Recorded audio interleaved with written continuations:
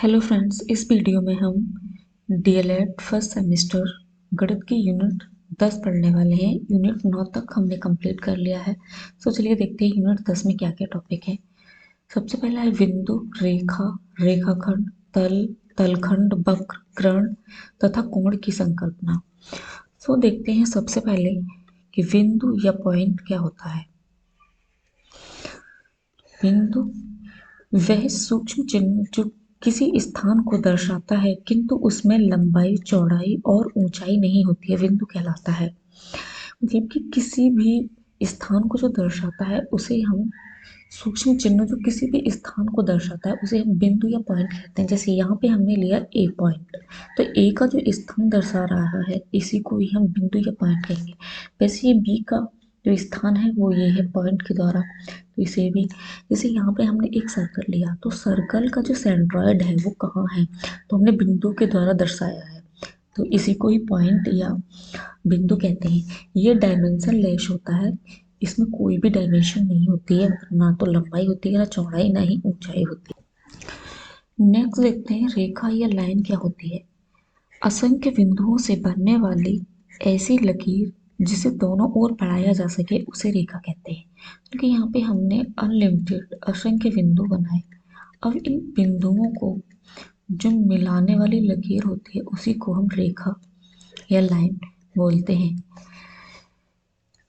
Next है रेखा का कोई भी अंतिम बिंदु नहीं होता है, इसका कोई भी एंड पॉइंट नहीं होता है, इसको हम कहीं तक भी बढ़ा सकते हैं।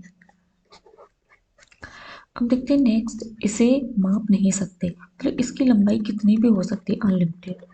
अब नेक्स्ट है डायमेंशन, लेंथ में इसको नापते हैं। इसकी जो डायमेंशन होती है वो लंबाई में, क्योंकि सिर्फ एक ही डायमेंशन में दी हुई है, सिर्फ लंबाई। इसे कोई हम वन डायमेंशनल या 1D बोलते हैं शॉर्ट में। अब देखते हैं नेक्स्ट। नेक्स्ट है रेखाखंड या लाइन सेगमेंट किसे कहते हैं। लाइन सेगमेंट होता है दो बिंदुओं के बीच की दूरी को हम रेखाखंड कहते हैं। जैसे यहाँ पे हमने एक लाइन ली और उस लाइन में से हमने इतना भाग काट लिया, इसी को ही हम रेखाखंड में रेखा का खंड बोलते हैं। जैसे यहाँ पे एक रेखाखंड है ए और बी, से ए पॉइंट ये बी पॉइंट, इसी को ही हम रेखाखंड बोलते हैं। अब क्या, इसके दो एंड पॉइंट्स होते हैं, मतलब इसके दो एंड पॉइंट्स होते हैं, मतलब यहाँ से लेके यहाँ तक ही है सिर्फ ये। एक ही इसका ये पॉइंट हो गया और एक ये पॉइंट हो गया। जैसे कि रेखा में कोई भी एंड पॉइंट नहीं, तो हम कहीं तक भी बढ़ा सकते हैं, इसको हम कहीं तक भी नहीं बढ़ा सकते, सिर्फ यहीं तक लिमिटेड है ये रेखाखंड। इसी को ही लाइन सेगमेंट या रेखाखंड बोलते हैं। अब देखते हैं नेक्स्ट। नेक्स्ट है रेखा के प्रकार, कितने प्रकार की रेखाएं होती हैं, कुछ इंपॉर्टेंट रेखाओं के प्रकार हम इसमें पढ़ेंगे। तो सबसे पहले देखते हैं हम कि सरल रेखा या स्ट्रेट लाइन क्या होती है। यह रेखा किसी दो बिंदुओं के बीच एक सीधी रेखा होती है तथा यह एक स्थान से दूसरे स्थान तक जाने में अपना रास्ता नहीं बदलते। सरल रेखा क्या होती है, एकदम सीधी लाइन होती है, इसी को ही हम सरल रेखा या स्ट्रेट लाइन बोलते हैं। ये अपना कोई भी रास्ता नहीं बदलती, मतलब स्ट्रेट ही जाती है, इसी को ही हम स्ट्रेट लाइन बोलते हैं। अब देखते हैं नेक्स्ट। नेक्स्ट है क्षैतिज रेखा या हॉरिजॉन्टल लाइन। हॉरिजॉन्टल लाइन क्या होती है, ये रेखाएं दाएं से बाएं या फिर बाएं से दाएं चलती है, ये धरातल के समांतर होती है। तो यहाँ पे एक खींची हमने, इधर से इधर जा रही है, एक इधर से इधर जा रही है, इसी को ही हम हॉरिजॉन्टल या क्षैतिज लाइन बोलते हैं। अब देखते हैं नेक्स्ट। नेक्स्ट है ऊर्ध्वाधर रेखा या वर्टिकल लाइन क्या होती है। ये रेखा सिर्फ नीचे से ऊपर या फिर ऊपर से नीचे की तरफ जाती है, इसे हमने ऊपर से नीचे और नीचे से ऊपर, इसी को हम ऊर्ध्वाधर या वर्टिकल लाइन बोलते हैं। अब देखते हैं नेक्स्ट। नेक्स्ट है तिरछी रेखाएं, ये स्लैंट लाइन क्या होती है। ये रेखाएं ना तो क्षैतिज होती हैं और ना ही ऊर्ध्वाधर होती हैं, इस प्रकार की रेखाओं को हम तिरछी रेखाएं बोलते हैं। तो ये रेखा ना तो सीधी एकदम स्ट्रेट ऐसे हॉरिजॉन्टल में होती है, ना ही वर्टिकल होती है। इसके अलावा जो भी रेखाएं होती हैं कैसे भी हो, टेढ़ी में, जैसे इनको सभी को हम तिरछी रेखाएं स्लैंट लाइन बोलते हैं। नेक्स्ट है वक्राकार रेखा या कर्व लाइन क्या होती है। जो रेखा एक स्थान से दूसरे स्थान तक जाने में लगातार अपनी दिशा में परिवर्तन करती है तथा ये परिवर्तन एक निश्चित क्रम में होता है, उसी को कर्व लाइन या वक्राकार रेखाएं कहते हैं। जैसे हमने यहाँ पे एक लाइन ली, तो ये लाइन पहले ऊपर जा रही है, यहाँ पे चलते चलते यहाँ गई, यहाँ से फिर नीचे को आ गई, इसी को क्या बोलते हैं, वक्राकार। मतलब ये अपना स्थान बदल रही है और लगातार अपनी दिशा भी बदल रही है, जैसे यहाँ से यहाँ, इसी को ही वक्राकार या कर्व रेखाएं बोलते हैं। जैसे ही सर्कल को भी बनाते हैं तो ये भी अपनी दिशा बदल रही है लाइन। नेक्स्ट देखते हैं समांतर रेखाएं या पैरेलल लाइंस। जब दो या दो से अधिक रेखाएं जिनके बीच की दूरी प्रत्येक जगह पर समान हो समांतर रेखाएं कहलाती हैं। इनके बीच कोण 0 डिग्री होता है। जैसे हमने दो ये रेखाएं ली, ये समांतर खींची है दोनों, इनको हम कहीं तक भी खींचें लेकिन इनके बीच की दूरी समान रहनी चाहिए, तो ये समांतर रेखाएं कहलाती हैं।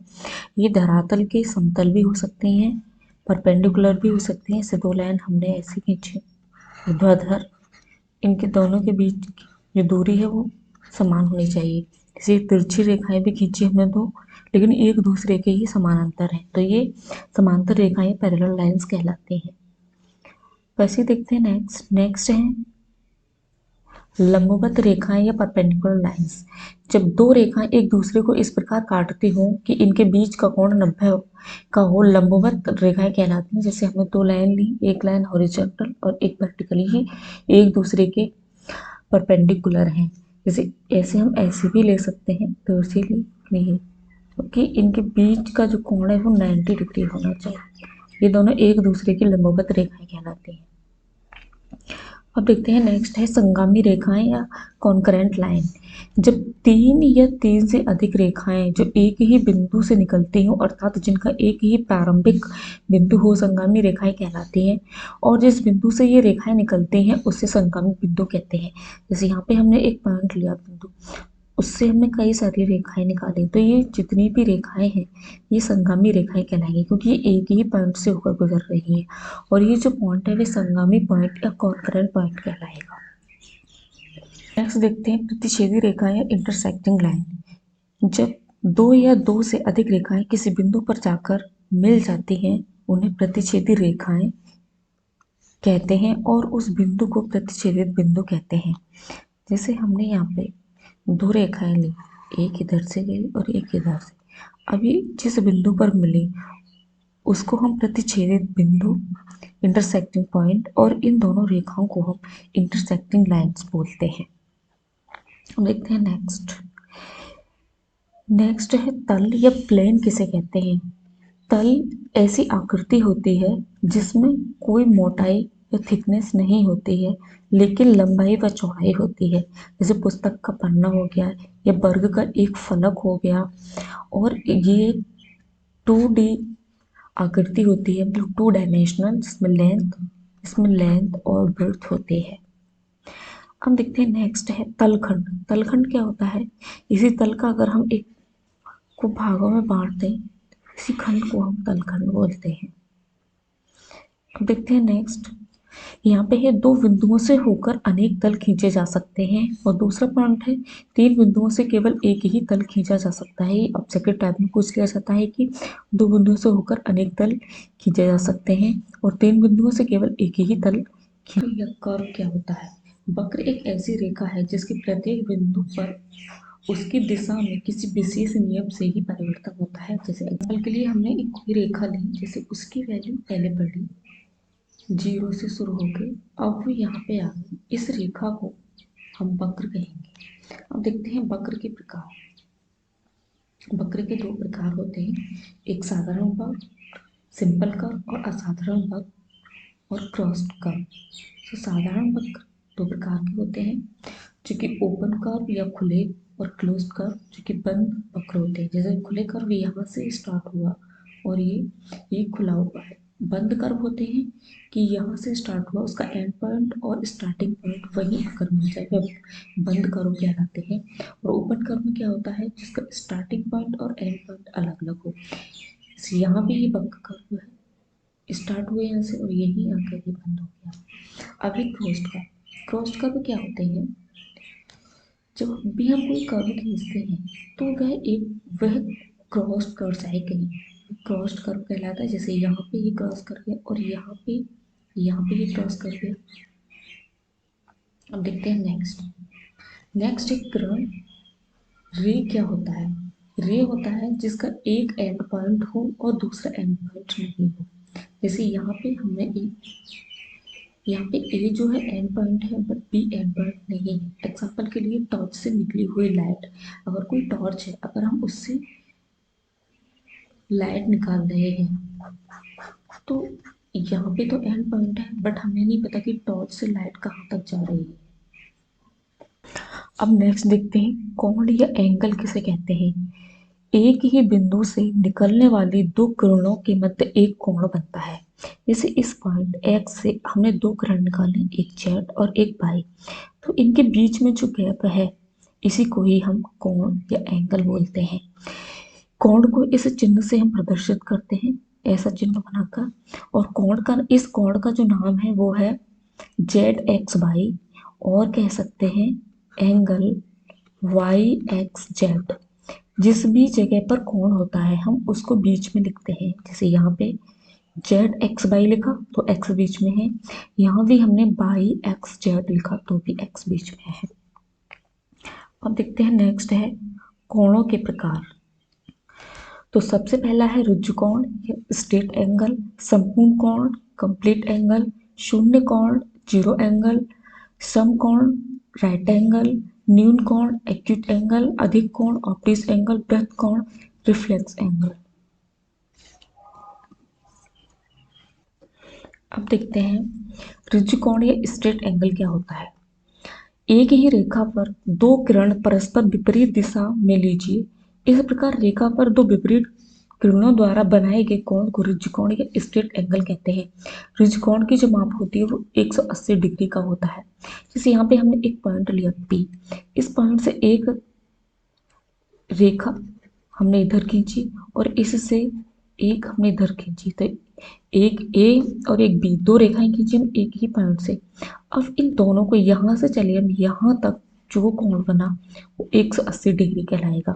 और हम कह सकते हैं कि किसी भी एक स्ट्रेट लाइन पे बना कोण कितना होता, किसी भी पॉइंट पर कितना होता है 180 डिग्री होता है। मतलब कि एक स्ट्रेट लाइन पर किसी एक पॉइंट पर बने कोण की माप कितनी होती है 180 डिग्री। जैसे यहाँ पे एंगल को कैसे लिखेंगे, एंगल का चिन्ह बनाया बी पी ए, कि ए पॉइंट पर पी पॉइंट पर है तो पी को हम बीच में लिखेंगे बराबर 180 डिग्री। अब देखते हैं नेक्स्ट। नेक्स्ट है संपूर्ण कोण या कंप्लीट एंगल। यदि कोई किरण अपने प्रारंभिक बिंदु के प्रति एक बार पूरा घुमाने के बाद अपनी प्रारंभिक स्थिति में संपाती हो जाए तो इस प्रकार बने कोण को संपूर्ण कोण कहते हैं। जैसे हमने यहाँ पे एक रेखा लीजिए ए और वी, इसको हमने ऐसे ऐसे पूरा घुमाया, पूरा घुमाने के बाद अब ये यही अपनी प्रारंभिक स्थिति पे आ गई, तो ये जो यहाँ से यहाँ तक कोण बना उसे हम 360 डिग्री का एंगल या कोण बोलते हैं। अब देखते हैं नेक्स्ट। नेक्स्ट है शून्य कोण या जीरो एंगल। यदि किरण को घुमाए बिना इनकी प्रारंभिक और अंतिम स्थितियां संपाती हो तो इस प्रकार बने कोण को शून्य कोण कहते हैं। तो यहाँ से हमने एक किरण ली ए बी, इसको हमने बिना घुमाए, हमने घुमाया नहीं, यही के यही देखा, तो जब हमने बिल्कुल भी कहीं भी नहीं घुमाया तो इसका मतलब यहाँ पे कोण कितना बना 0 डिग्री। अब देखते हैं नेक्स्ट। नेक्स्ट है समकोण या राइट एंगल क्या होता है। दो किरण एक दूसरे के लंबवत खींचने पर जो कोण बनता है उसे समकोण कहते हैं। जैसे हमने यहाँ पे एक किरण खींची ओ वी और दूसरी इसी के परपेंडिकुलर इसी के लंबवत खींची हमने ओ ए, तो इन दोनों के बीच जो एंगल बनेगा वह 90 डिग्री का होगा। इसी को ही समकोण या राइट एंगल बोलते हैं। जैसे यहाँ पे लिख दिया हमने एंगल बी ओ ए बराबर 90 डिग्री। अब देखते हैं नेक्स्ट। नेक्स्ट है न्यून कोण या एक्यूट एंगल। वह कोण जो शून्य से बड़ा तथा समकोण से छोटा होता है। अब देखते हैं नेक्स्ट, न्यून कोण या एक्यूट एंगल किसे बोलते हैं। वह कोण जो शून्य कोण से बड़ा तथा समकोण से छोटा हो न्यून कोण या एक्यूट एंगल कहलाता है। जो एंगल 0 से तो बड़ा हो और 90 डिग्री समकोण से छोटा हो वह एक्यूट एंगल कहलाता है। जैसे यहाँ पे है एंगल बी ओ ए, इसकी वैल्यू 90 डिग्री से तो छोटी है और 0 डिग्री से बड़ी है, ऐसे कोण को हम न्यून कोण कहते हैं। अब देखते हैं नेक्स्ट है अधिक कोण या ऑब्ट्यूज एंगल किसे बोलते हैं। वह कोण एक समकोण से बड़ा किंतु ऋजु कोण से छोटा होता है, अधिक कोण कहलाता है। मतलब कि वह कोण जो 90 डिग्री से तो बड़ा हो और 180 डिग्री से छोटा हो, वह कोण अधिक कोण या ऑब्ट्यूज एंगल कहलाता है। अब देखते हैं नेक्स्ट नेक्स्ट है बृहत कोण या रिफ्लेक्स एंगल किसे बोलते हैं। वह कोण जो ऋजु कोण से बड़ा किंतु एक संपूर्ण कोण से छोटा होता है, बृहत कोण या रिफ्लेक्स एंगल कैसा कहलाता है। क्योंकि वह एंगल जो 180 डिग्री से तो बड़ा हो और 360 डिग्री से कम हो, तो वह कोण बृहत कोण या रिफ्लेक्स एंगल कहलाता है। जैसे यहाँ पे है एंगल ए ओ वी